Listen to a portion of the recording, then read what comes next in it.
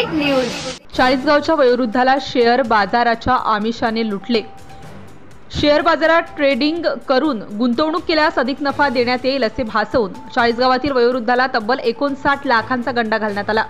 या प्रकरणी सायबर पोलिसात गुरुवारी गुन्हा दाखल करण्यात आला। असे आहे फसवणूक प्रकरण।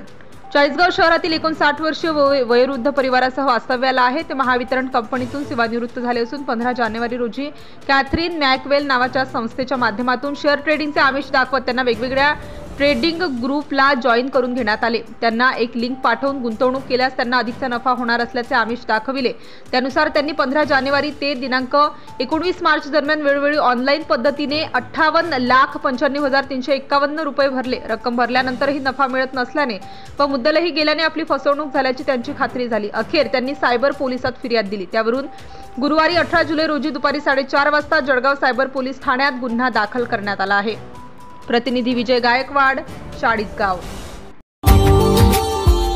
Subscribe now and press the bell icon. Never miss an update.